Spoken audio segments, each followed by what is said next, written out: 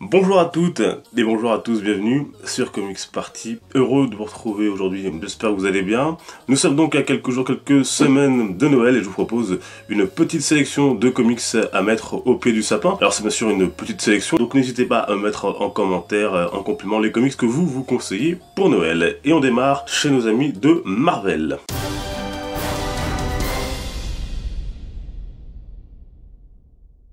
Et chez Marvel et chez Panini Comics en l'occurrence, c'est une collection que je vous conseille, les fameux Je suis, nous sommes chez Panini. Ici c'est par exemple nous sommes les X-Men, j'ai également Je suis Thanos.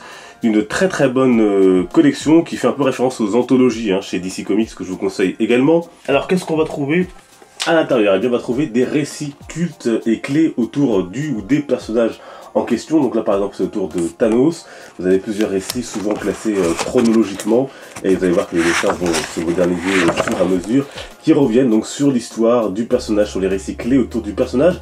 Donc c'est une très bonne collection pour ceux qui sont fans d'un personnage en particulier ou ceux qui veulent découvrir un personnage avant de se lancer peut-être dans une collection de comics autour de lui, autour d'elle, autour d'eux.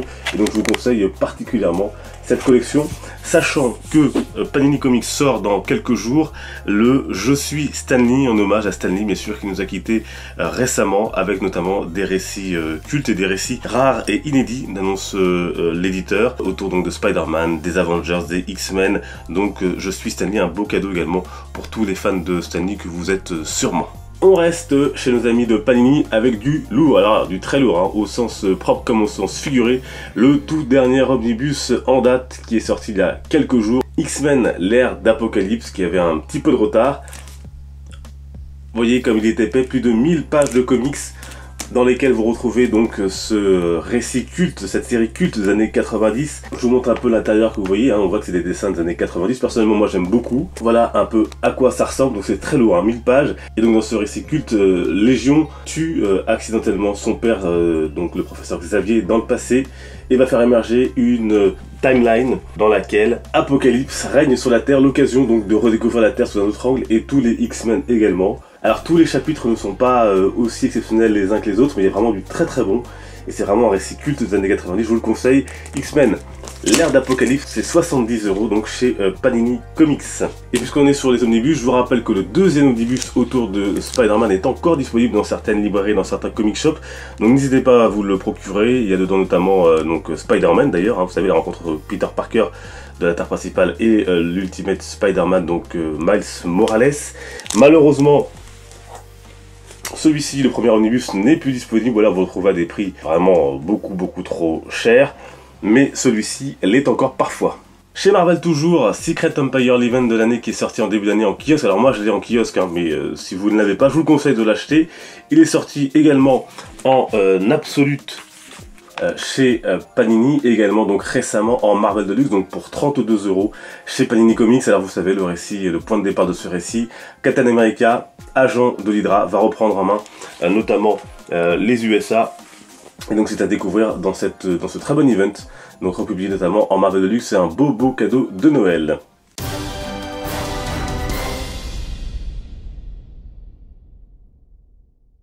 Chez DC, donc, à présent, je vous recommande toujours le travail de Marini sur Batman et le Joker avec The Dark Prince Charming. C'est en 2 tomes, c'est publié non pas chez Urban Comics, mais dans la branche classique BD donc de Dargo, avec ces 2 BD, donc c'est une seule histoire avec ces dessins magnifiques, ce travail magnifique de Marini sur le scénario et sur le dessin, une très bonne histoire complète donc en ces 2 tomes que je vous conseille toujours. Regardez comme c'est vraiment très joli. Et en plus d'être très joli, l'histoire est très prenante. Et je vous conseille donc ces 2 tomes donc chez Dargo. Alors là, c'est un récit qui ne va peut-être pas faire l'unanimité. C'est Justice League versus Suicide Squad. C'est un récit complet. C'est un crossover entre les 2 équipes Yin et Yang de chez DC Comics. Et qui va voir donc nos amis de la Justice League et de la Suicide Squad s'affronter avant sans doute de s'allier pour combattre un ennemi commun, beaucoup plus puissant. Voilà, ça vaut surtout notamment pour le côté Amanda Waller que j'aime toujours autant dans ce récit, également Frost, et puis on me dit que Lobo pourrait faire un petit passage également dans ce comics. C'est pas le meilleur comics de l'année, mais j'ai été agréablement surpris parce que le niveau de Justice League Rebirth n'est pas au top, et pourtant je trouvais ce titre vraiment très sympa. Ça coûte 28 €, c'est chez Urban Comics. Un autre gros volume, c'est Geoff Johns présente Green Lantern. Il y a 4 tomes de sortie, j'ai envie de dire même 5, puisque le 5e va sortir dans pas longtemps, dans quelques jours même, et donc ces titres, donc Geoff Johns présente Green Lantern, permettent de voir tout le travail de Geoff Johns, qui a forcément fait un travail extraordinaire sur le personnage. C'est vraiment parmi les runs les plus réussis autour du personnage. Vous avez plein de choses, la guerre de Sinestro, vous avez bien sûr Blackest Night, vous avez les gros morceaux de la vie de Hal Jordan et des Green Lantern. C'est vraiment à mettre entre toutes les mains des fans de Green Lantern. Et puis pour ceux qui voudraient découvrir un peu cet univers cosmique de chez DC Comics et ce personnage, c'est un très bon moyen. Et il y a 5 tomes qui coûtent chacun 28 €, donc chez Urban Comics.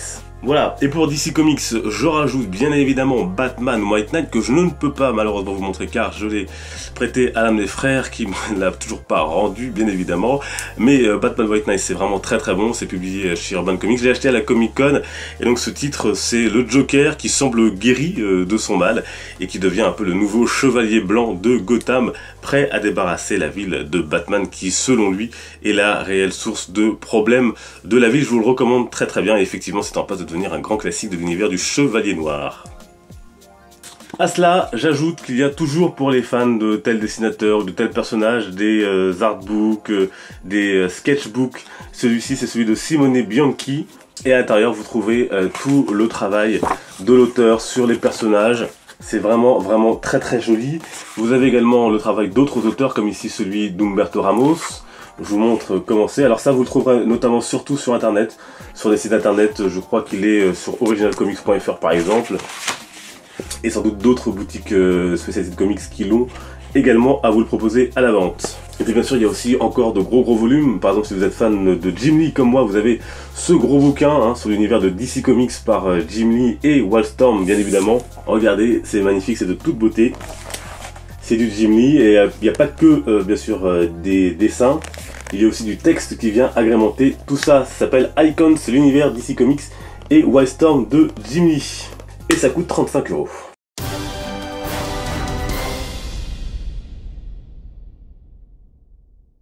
Pour les plus jeunes, je vous conseille notamment chez DC Comics de vous plonger dans la collection Urban Kids. Nous avons notamment des titres comme Justice League, Batman Adventures. C'est vraiment très sympa et très adapté pour les plus jeunes. Vous avez également des titres comme Batman et Tortue Ninja. Il y a 2 tomes qui sont sortis donc chez Urban Kids, même si c'est pas à mettre entre les mains que des enfants d'ailleurs, parce que c'est vraiment très sympathique. Et vous avez également chez Marvel des titres en Marvel Now qui sont vraiment très accessibles aux plus jeunes. Je pense notamment à la série Nova. Voilà, ça c'est Batman et les Tortues Ninja chez Urban Kids.